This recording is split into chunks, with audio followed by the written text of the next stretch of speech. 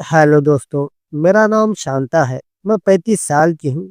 ये कहानी मेरे और मेरे पति के बीच की है। कैसे हम दोनों की रोज की नोक-झोंक चलती रहती है और कैसे हम दोनों सुकून से हमारी ज़िंदगी जीते हैं। ये सब मैं आपको मेरी इस छोटी-सी कहानी के माध्यम से बताने जा रही हूँ। आशा करती हूँ दोस्तों, ये कहानी आपका मनोरंजन करने में सफल होगी। दोस्तों, ये कहानी शुरू करने से पहले आपसे मेरी एक ही गुजारिश है कि इस वीडियो को लाइक और चैनल को सब्सक्राइब ज़रूर करें, क्योंकि दोस्तों कहानी को बनाने के लिए बहुत मेहनत लगती है। ये कहानी शुरू होती है मेरे पति से। मेरे पति एक फैक्ट्री में काम करते थे, जिससे कि हमारा घर का खर्चा बहुत अच्छी तरह से चल जाता। मुझे एक ही बेटा था, जिसका नाम हमने प्यार से रोहन रखा हुआ था। रोहन 7 साल का हो चुका था, जिसे मैं ही स्कूल लेकर जाती और लाती। मुझे बस घर का ही दिन भर काम रहता और बाकी समय मैं रोहन के साथ बिताती और मेरे पति शाम को ही घर आते। वैसे तो मेरी ज़िंदगी सुकून से ही चल रही थी। मुझे अच्छा पति मिला था, जो मुझे किसी भी बात की कोई कमी नहीं होने देता। और जब से मुझे बेटा हुआ, तो मेरा पति ज़्यादा ही मेरा लाड-प्यार करने लगा। सच में, मेरी ज़िंदगी में ना कोई गम था, ना कोई दुःख। बस चारों ओर सिर्फ खुशियाँ ही खुशियाँ थी। एक दिन की बात है, रोहन स्कूल गया हुआ था और मेरे पति ने काम से छुट्टी ली हुई थी। सिर्फ हम दोनों ही घर पर थे। मेरे पति बाहर आंगन में बैठकर शेविंग कर रहे थे और मैं रसोई में खाना बना रही थी। खाना बनाते हुए मुझे सिर में खुजली होने लगी, तो मैं ज़ोर-ज़ोर से खुजाने लगी। मुझे इतनी ज़ोर से खुजली होने लगी थी कि क्या बताऊँ, मुझे कुछ भी समझ में नहीं आ रहा था। मैं लगातार खुजा रही थी, तभी मेरा पति मुझे आवाज़ देते हुए रसोई में आ गया और कहने लगा, "अरे! शांता, और कितनी देर लगेगी खाना बनाने में?" मैंने कहा कि बस और थोड़ी देर, दरअसल सब्ज़ी बन चुकी है, बस रोटियाँ ही बनाना बाकी है। मैं ऐसा कहते हुए मेरा सिर खुजा रही थी, तभी मेरे पति ने मुझे खुजाते हुए देख लिया और कहा, "क्या हुआ शांता? इतने ज़ोर-ज़ोर से क्यों खुजा रही हो? लगता है तुम्हारे सिर में डैंड्रफ हो गया है, इसलिए तो इतनी खुजली हो रही है तुम्हें। तुम भी ना शांता कमाल करती हो। हर हफ्ते अपने सर के बालों को शैम्पू लगाकर अच्छे से धो लिया करो, तो खुजली नहीं होगी तुम्हें इतनी।" तब मैंने कहा, "जी, मैं हर हफ्ते सिर के बालों में अच्छे से शैम्पू लगाती रहती हूँ, पर इस बार ज़रा देर हो गई।" तब मेरे पति ने कहा, "देर क्यों हुई?" तब मैंने कहा, "जी, वो शैम्पू की बोतल खत्म हो गई थी ना, इसलिए। और मुझे भी शैम्पू की बोतल को मार्केट से लाने के लिए टाइम ही नहीं मिला।" "अरे शांता, तुम भी पागल हो। मुझे कह देती तो मैं लेकर आता। चलो, तुम तब तक रोटियाँ बनाओ, मैं अभी जाकर शैम्पू की बोतल लेकर आता हूँ।" इतना कहकर मेरा पति शैम्पू की बोतल लाने चला गया और फिर थोड़ी ही देर में शैम्पू की बोतल लेकर आया और वो मुझसे कहने लगा, "शांता, एक बात कहूँ तुमसे?" तब मैंने कहा, "हाँ, कहो जी।" तब मेरे पति ने कहा, "शांता, मेरी इच्छा है कि मैं तुम्हें मेरे हाथों से पकोड़े बनाकर खिलाऊँ, मुझे बहुत अच्छा लगेगा।" तब मैंने कहा, "ये क्या बोल रहे हो तुम? तुम्हें भला पकोड़े बनाने भी आते हैं क्या? कुछ भी मत बको। तुम मत कुछ करना, मैं खुद अच्छा खाना बनाती हूँ, समझे? तुम भी ना कुछ भी बोलते रहते हो।" तब मेरे पति ने कहा, "अरे! इसमें क्या है? देखो, तुम जल्दी से अंदर चलो, मुझे तुम्हारी एक नहीं सुनूँगा मैं। अपने हाथों से तुम्हें पकोड़े बनाकर खिलाऊँगा। मैं कुछ नहीं जानता, समझी तू? और वैसे भी मैं तुम्हें इस तरह से घर का काम करते हुए नहीं देख सकता।" तब मैंने कहा, "आप भी ना नहीं मानेंगे। ठीक है, अब रोटियाँ बन चुकी हैं, आप पहले खाना खा लीजिए, फिर मुझे पकोड़े बनाकर खिलाना।" और हम दोनों ने खाना खाया और फिर 2 लोटे भरकर मेरे पति ने पानी पीने के बाद एक गहरी लंबी डकार मारी और कहा, "चलो शांता, अब मैं पकोड़े बनाने का काम शुरू करता हूँ।" फिर मैं और मेरा पति रसोई में गए और फिर उसके बाद मेरे पति ने मेरे लिए पकोड़े बनाना शुरू किया। मेरे पति ने 1 से 2 प्लेट पकोड़े बनाए और कहा, "शांता, खाकर देखो कैसे बने हैं पकोड़े?" और फिर मैंने एक पकोड़ा खाकर देखा, तो उसमें कोई भी स्वाद नहीं था।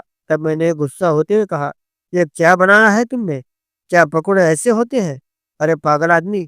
कभी बनाए थे तुमने पकोड़े? तुम भी ना कभी-कभी तो बहुत ही बेवकूफ़ी वाले हरकतें करते रहते हो।" तब मेरे पति ने कहा, "क्या कह रही हो शांता?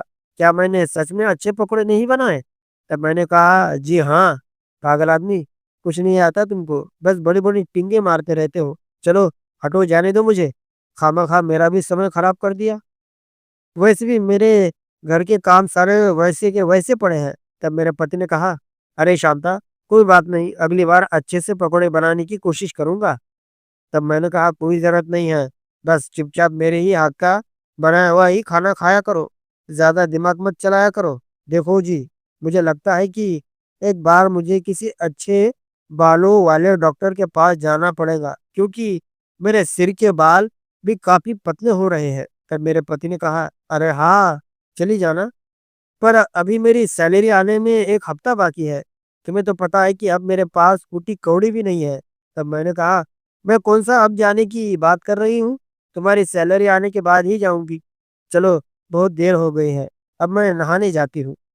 तब मेरे पति ने कहा, "अच्छे से शैम्पू लगाकर नहाना।" तब मैंने कहा, "ठीक है जी,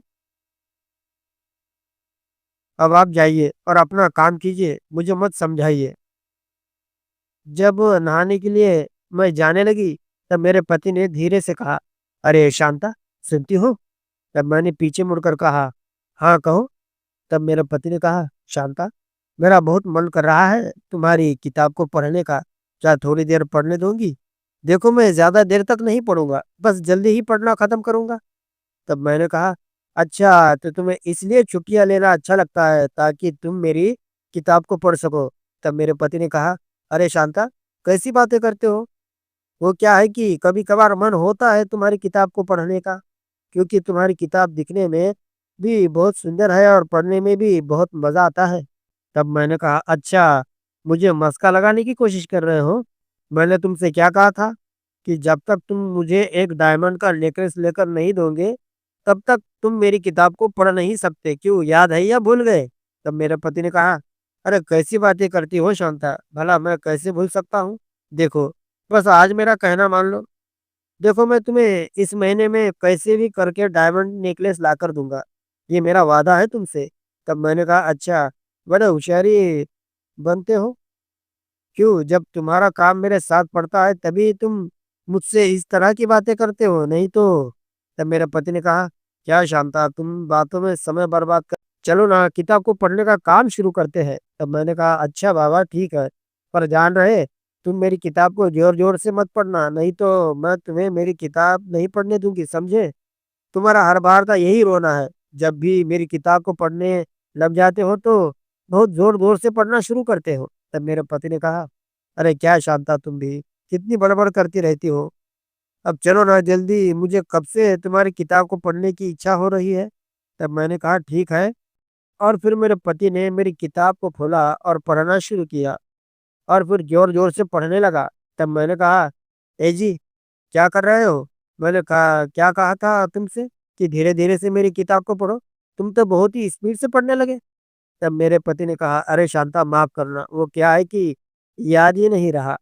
वो क्या है कि तुम्हारी किताब बहुत अच्छी है और पढ़ने में और भी मज़ा आता है, तो इसलिए भूल गया था।" तब मैंने कहा, "हैं? भूल गया था? धीरे-धीरे से पढ़ो, वरना मैं उठकर चली जाऊँगी, समझे?" तब मेरे पति ने कहा, "अरे हाँ बाबा, कहा ना कि अब धीरे-धीरे से पढ़ूँगा। तुम भी ना छोटी-सी बात को भी कितना बढ़ाती हो।" तब मैंने कहा, ठीक है, बस बातें कम करो और किताब को पढ़ने का कार्य जल्दी समाप्त करो।" और फिर उसके बाद मेरा पति मेरी किताब को बहुत ही अच्छी तरह से पढ़ने लगा और 1 से डेढ़ घंटे तक मेरी पूरी किताब को पढ़ लिया। तब मैंने मेरे पति को कहा, "सच में, आप एक बार मेरी किताब को पढ़ने लग जाते हैं तो मुझे ऐसा लगता है कि आप दिन भर मेरी किताब को पढ़ते रहे।" तब मेरे पति ने मुस्कुराते हुए कहा, "तो क्या दोबारा से पढ़ना शुरू करूँ? बोलो, अगर तुम्हारी इच्छा है तो एक बार और पढ़ता हूँ।" तब मैंने कहा, "अरे नहीं, नहीं, मेरे बहुत काम पड़े हैं, अब बाद में पढ़ लेना, अभी मुझे बहुत काम है।" इतना कहकर मैं मेरे रोज़मर्रा के कामों में लग गई।